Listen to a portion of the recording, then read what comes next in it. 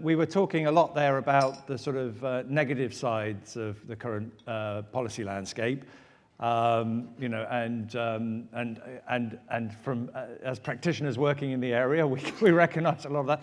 And again, thank you for your forthright communication of that. That was excellent. The sort of ministerial revolving door for the last 2 or 3 years has been horrendous to work with, and the one thing we need more than anything else is a bit of stabilisation. But before we open up to the floor, where I'm sure we'll get a lot more of that, is this session is also about the opportunities. And I just want to run through with you your thoughts on where the real opportunities lie to actually make things happen, despite this sort of policy landscape we're currently sitting in, particularly within the UK. But again, we see some of those sort of issues echoed in Brussels. So opportunities before we go back into risks and some of the asks that we have out of this event in terms of policy making. So let's start with you, Richard. Opportunities, real opportunities today. Well, if we park the sort of Brexit, COVID, park all the nasty all stuff. that has actually created a sea change in people's thinking on food security. So we are in a different paradigm in terms of the requirement to do something about the way we manage our food, not exporting all our carbon emissions from food production by importing more and more food from outside Europe, let alone the UK. I think the opportunities are to engage farmers as a delivery mechanism for carbon emission reduction, for carbon sequestration, for managing soils better, and give them the resources, both in terms of the technologies that we've talked about, but also the sort of enabling mechanisms, the policy levers, the expectations of consumers are all pushing farmers in a direction of what Jim's called about system change. Mm-hmm. So we are having to change the system. We've seen some of the technologies that are out there that are going to help that happen. I think the challenge is actually to put it together so farmers actually feel that they are part of the solution and are prepared to invest. So I go back to what I said at the end of my speech. If the farmers aren't making money, they're not going to invest in circular economy solutions. Yeah, and I mean that's been a sort of theme throughout the day, is the need to have that pound sign, that dollar sign there to make sure that they're making money, not just the farmers but the supply chain as well, which is often running on very, very tight margins. Jim, what are your thoughts on that? Where are the opportunities? Systemic change is a huge challenge. Reconfiguring the green revolution, reconfiguring all that infrastructure, not just the physical infrastructure, but the human infrastructure that's being put in place there, and the policy thinking infrastructure. There's a lot there to deal with. Where's the opportunity right now?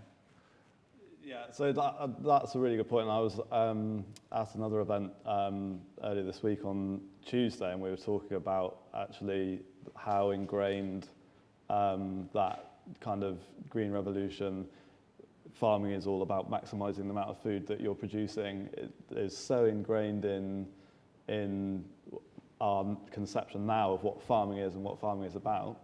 So, but there are now lots of, I think, so there's obviously the big policy piece, which sometimes seems like a big opportunity, and we had Brexit, and then we had the Health and Harmony paper and environmental management schemes, etc., which seemed very hopeful and then has slowly started to seem less hopeful. But if you look at the other end of the spectrum, there's now so many more kind of farmer-led groups and information sharing amongst farmers. So you've got these pockets where really quite radical changes are happening on the ground that isn't tipping the dial on those like big figures that we're then seeing in statistics yet, but it has the potential to kind of explode outwards in a sense as the realization comes that the way we were doing things in the past isn't going to work for us anymore. It's not going to work economically, and it's not working for the environment, etc. That the kind of knowledge of other ways to do things is building in those pockets, so it's there ready, and can hopefully spread out quite quickly. The other place where I see a lot of hope, and sitting through the presentations this morning on the technologies and the way that they're being developed to deal with, so lots of these technologies end up having a positive impact on the environment. They're often not being developed necessarily with that as their primary driver. They're being developed to deal with actual problems that farmers are experiencing on their farms. And so those technologies could give me hope that we could see quite quick change if they're seen as helping people out with the everyday problems that they have, rather than just being about these massive climate and nature problems that everyone feels like they don't have the ability to really do much about. Yeah, and there's kind of an interesting sort of tension there, isn't there, between needing to implement massive system change, which you know, to some extent you intrinsically think has to come from some sort of high level point, and the sort of the groundswell of change that's happening within the farming community and the technology development community. And I was interested in Richard's comment that, you know, groundswell has become the number one sort of agricultural event in the agricultural farming calendar, and it happens, if I remember rightly, at the same time as the NFU conference, doesn't it? Which is looking at it from a more conventional point of view. Gavin, I'd like your input on that, and also, you know, putting your sort of farming family hat on. Well, I think the change in mindset that we've seen within existing farmers and a new breed and a new generation of farmers coming up in the last 5 years has been phenomenal. And some of the things that people are prepared to entertain on their farms now would, to my father, seem like voodoo. You know, I, for instance, have joined something called Wild Farmed Grain, which some of you might know is run by Andy Cato, who's used to be a DJ and is now a farmer. And I am growing 20 hectares of wheat on my farm without using any fertilizer or any sprays. And I'm doing it as an experiment, partly to see whether I can do it, but using technology for inter-row weeding, companion cropping, weeding machines that, you know, I would have never have even imagined 10 years ago. And I've gone down that route because I know that staying, as we've talked about, staying on the existing path of a high carbon farming system is not sustainable. It's not sustainable financially. It's not sustainable environmentally. So why do it? So, and what I'm doing is being repeated, you know, an awful lot. And it's annoying because we can't extrapolate the emissions sort of element, but I think we may find that in 5 or 10 years' time from now, we will have made a difference. It might not be particularly huge. It might be through masses of very small movements of individual farmers, but I do believe we will have made a difference. I am optimistic. Right. And you won't be going to spraying this year? I will go to spray and sprays. I will go to cereals. I will go to groundswell. I don't think this is it's a polar issue. It's not. You know, we have got to embrace the best of both of those, and I don't believe that it's right to have this sort of very divisive nature and be evangelical about one thing and demonic about the other. It doesn't. You know, that's where it all starts to fall apart. Yeah, very good point. And Liam, you know, give us some optimism. Where are the opportunities, particularly, you know, further up the supply chain, you know, once you leave the farm gate? Yeah, what's interesting from a European perspective is the interoperability of where farming sits with what Europe's trying to do in terms of decarbonisation and in terms of circularity. There's some tension, obviously, between nature restoration and food security. There's some tension, obviously, between the levels of capability and sophistication across 27 member states, some of which we've seen through there. Higher up the supply chain, what do we do and how do we engage consumers is probably going to be the interesting part about the debate that starts in January. And I see that as a bit of good opportunity and a driver there. The other side is obviously what else happens within a rural environment and a rural economy, and we're back to transport, we're back to energy production, we're back to the role that that plays, and we're back to the role that the rural economy plays within a broader, within the broader piece there. And I think there'll be some read across from what happens in the EU to what happens in the UK, because there's going to have to be some harmonisation, regardless of your position on where we are in terms of voting to leave the European Union. The supply chain is operating on a European basis, so the UK is going to have to fit in with that on that side there. The other big opportunity, I think, is within decarbonisation, because Europe is facing, as is the UK, a lot of hard-to-abate industries when it comes to carbon capture. And the drive towards carbon capture and storage is underway, and there's a lot of money from the Innovation Fund being plumped into that. There's Innovation Fund opportunity in terms of new technology across the whole piece in Europe there. The other side, and it's even less developed now, but again, more money going into it, is carbon capture and utilisation and new fuels. And again, this brings you back to circular economy on a farming level basis, because there are already models that work in that space there, and can be, we're looking, and as you look at the resilience of energy systems, about small scale generation and how that fits together, the reconfiguration of how energy networks work. And I think they're all opportunities where I think we're looking less about talking about farming and more talking about the growth of the rural economy. Yeah, good point. Yeah, I thank you for bringing that in. Yeah, certainly the bigger rural economy picture then feeds into the bigger supply chain issues. So let's open it up to the floor. We've got about 15 or 20 minutes for discussion before I release you into the brewdog world of drinks. So yeah, I'm going to take this one first, and then I'll come over to Justin. Just your name and where you're sort of from and that kind of thing. Hello, Gökhan Tukan from APC.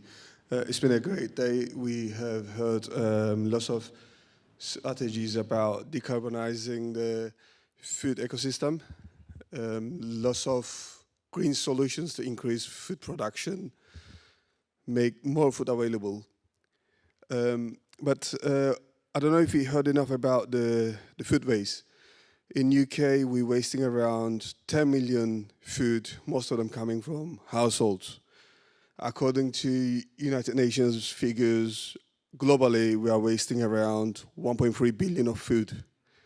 So my question is, we're wasting lots of food. Why are we trying to increase the food production and not looking into educating consumers to stop wasting food, and perhaps? So yeah, I mean, we touched on that in a couple of presentations, but you're right. I mean, that is a big issue. How first of all, we need to tackle the food waste, both the sort of profligate waste at the consumer end in economies like ours in the UK and the United States and across Europe, and obviously we need to do something about tightening up on the robustness of the supply chain in developing economies in the global south. So I'm going to turn first to Liam for a comment on that, because the European Commission and the Union have done a lot of work on reducing food waste and food losses. Do you want to make some comments on that, about where we are with that? Yeah, I mean, you're right, and again we're back to an education piece on this. And we're back to supply chain and industry issues, which is where quite a lot of work's gone on in terms of actually how we use less and consume less on that basis there. The European perspective is slightly more joined up in terms of its control, recycling and collection. It's interesting to see that we had the 7 bins debate here, and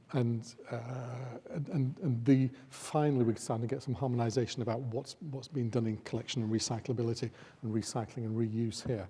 All of which, again, we're back to that tension that's coming out of some of the voting and some of the stuff that's been going on in Strasbourg this week in terms of packaging waste and food waste and circularity.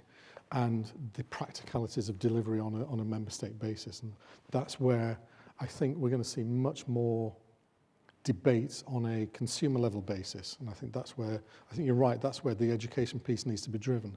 Some of which comes back from when your conversation earlier, which is we have to increase production post-war.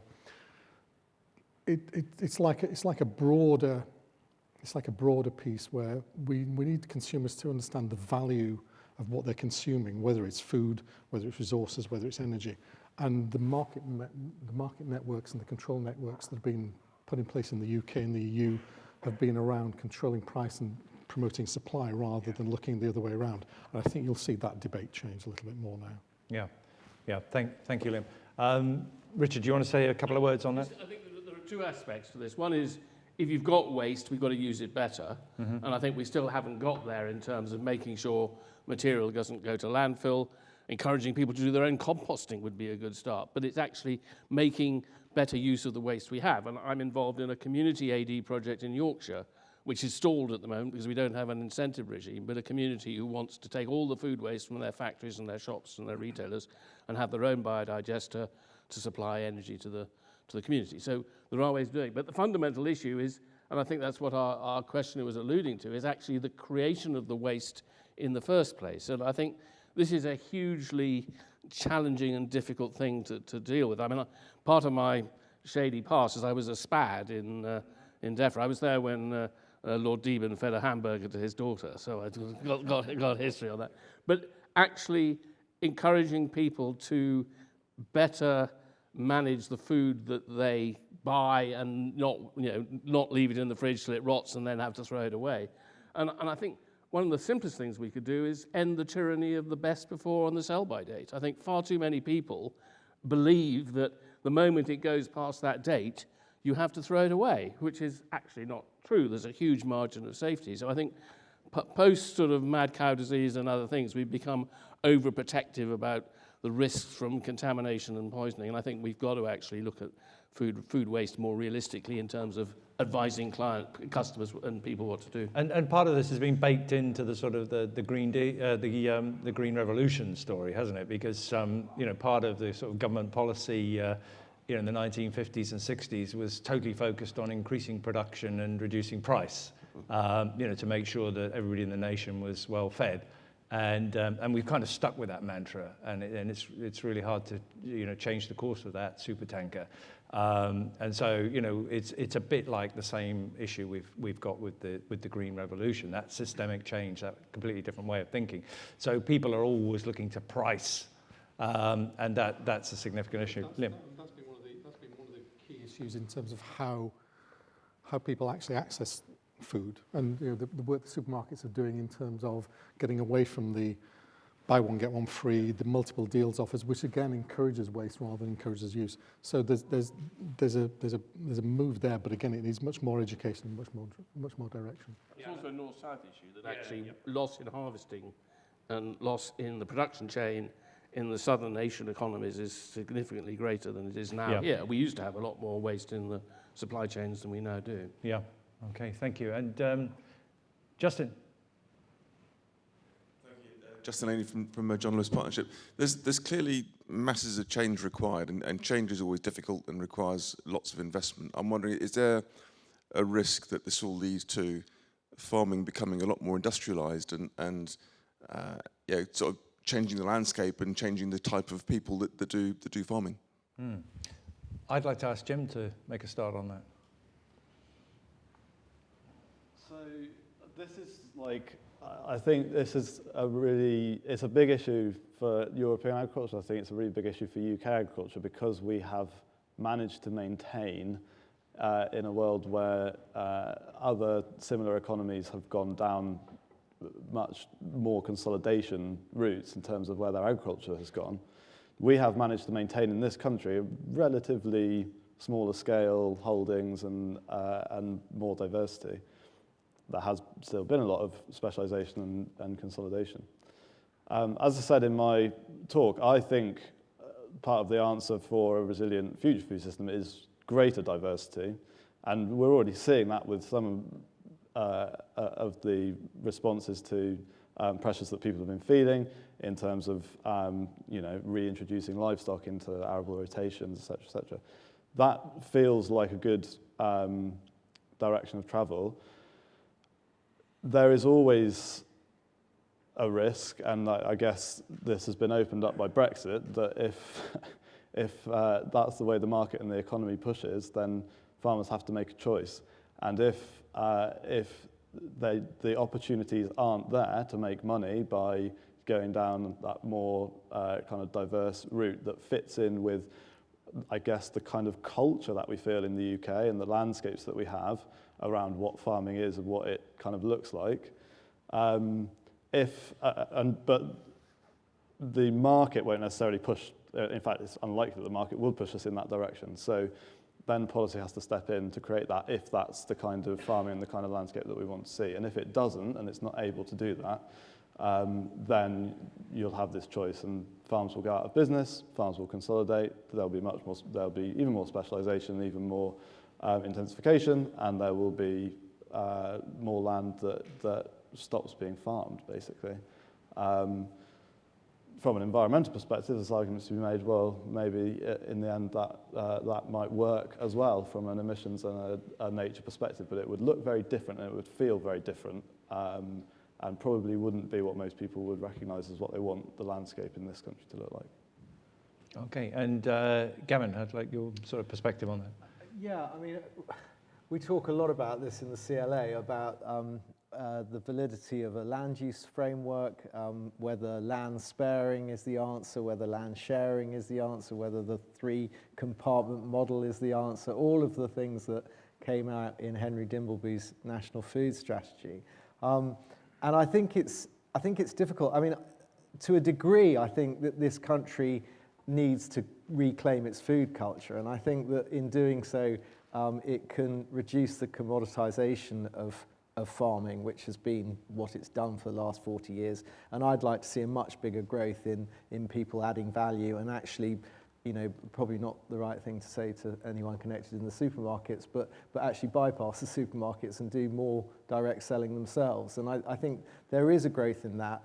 It's only ever going to fill a certain amount of the market. But I think that there are so many different routes for land use that I'm actually quite optimistic that even small-scale farmers will find ways of adding value, perhaps embracing environmental schemes, both from a private perspective and from a public perspective, producing their own energy and being able to sell their own energy to their local community, which I think offer, you know, if we can get grid connections and we can get the electricity market to work properly so that as landowners can generate electricity for our local communities, I think there's a huge amount of opportunity there.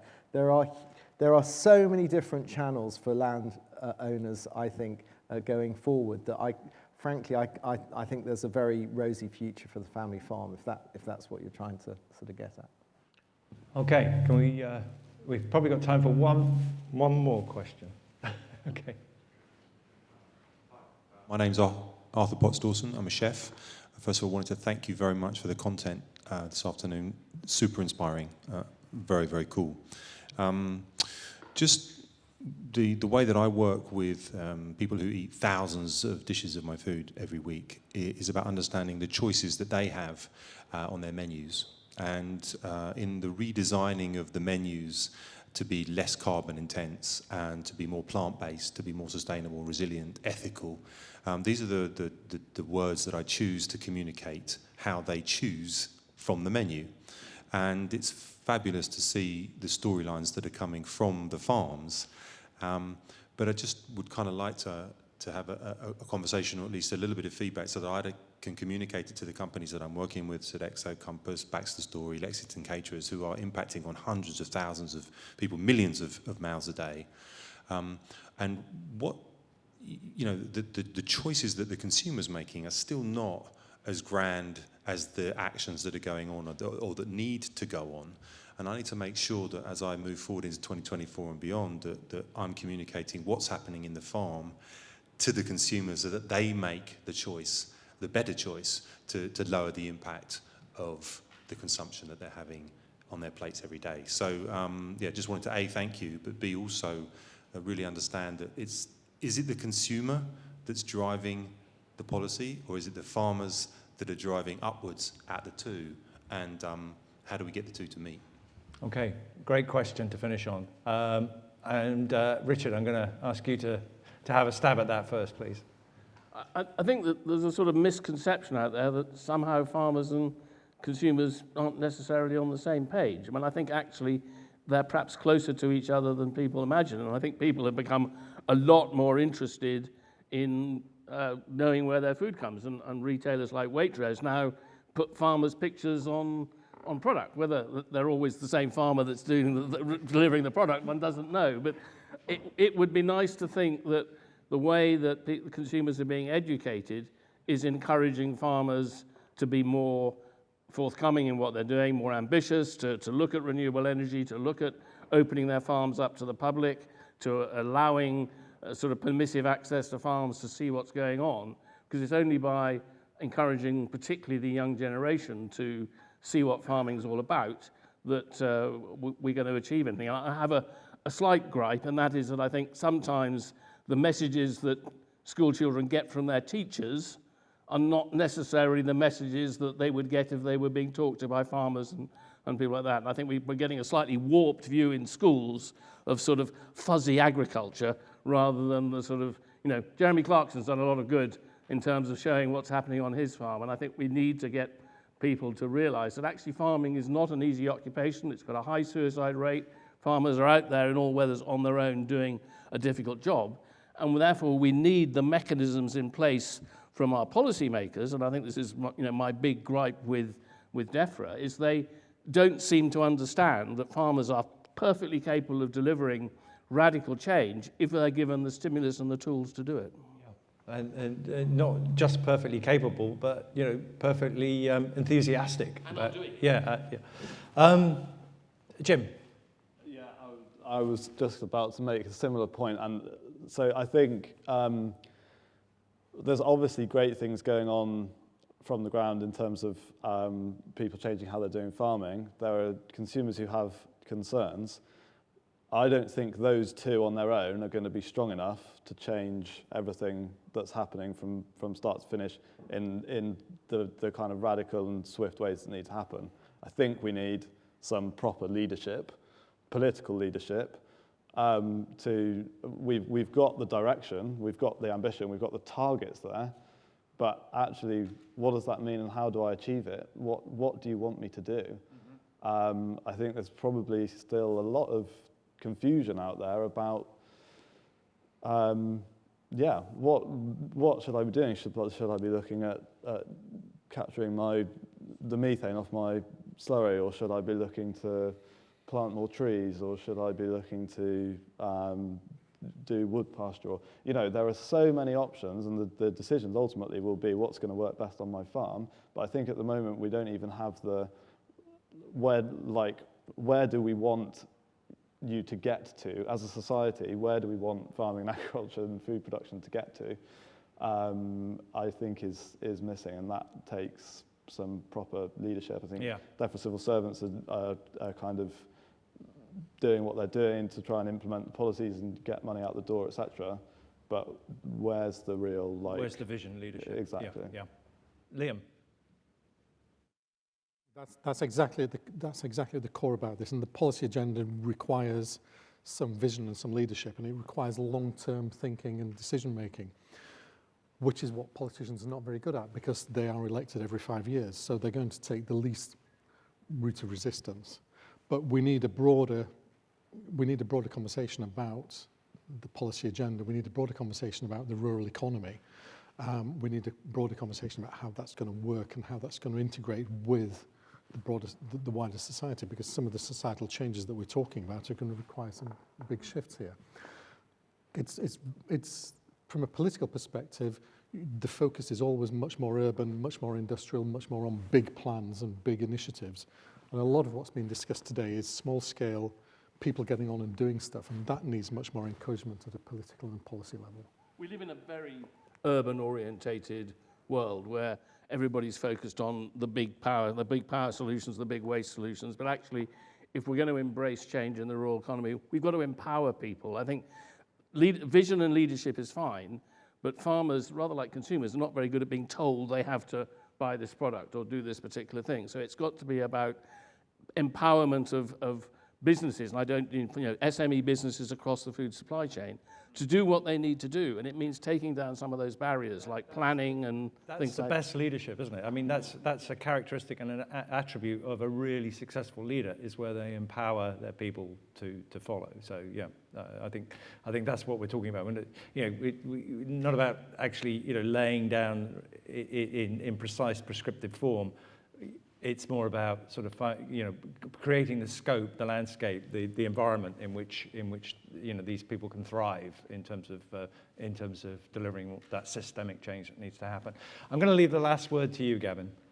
Well, I think No pressure. Sorry, I think the question, we may have gone slightly off the question. Was the Yeah, question exactly. I thought you really might bring it about how to make consumers make the right choices about food? How to help them. How to help them. Well, I think in terms of what's happening at a supermarket level, at the food that's being bought in the supermarket, I think an awful lot is being done, because we talk to a range of the multiples. We talk to some of the larger suppliers, Arla and various other people, and the move is all to reducing emissions.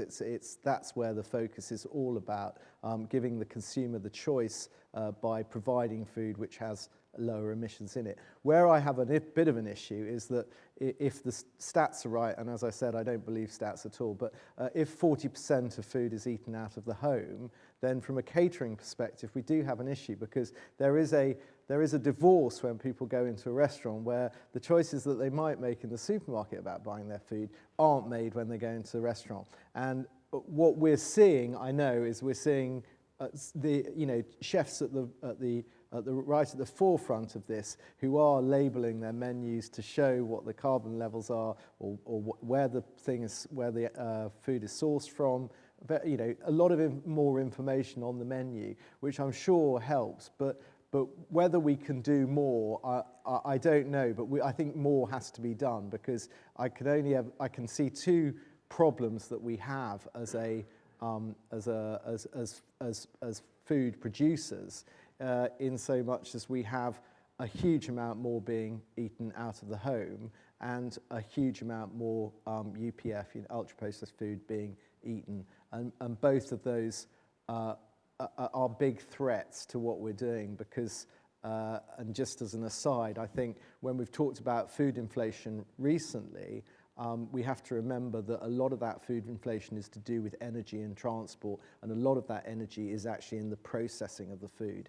And that is a particular problem, and that's something that can't be controlled by the producer in terms of inflation, trying to reduce the inflation of food prices. But there are some big issues coming down the line. I think better labelling, better access to information, better education is probably where it needs to be at the moment. That's great, thank you. And I hope we've answered your question and given you some inspiration. But I think the trot through some of that policy kind of landscape was really good as well. So given the reason for this panel. So that's great.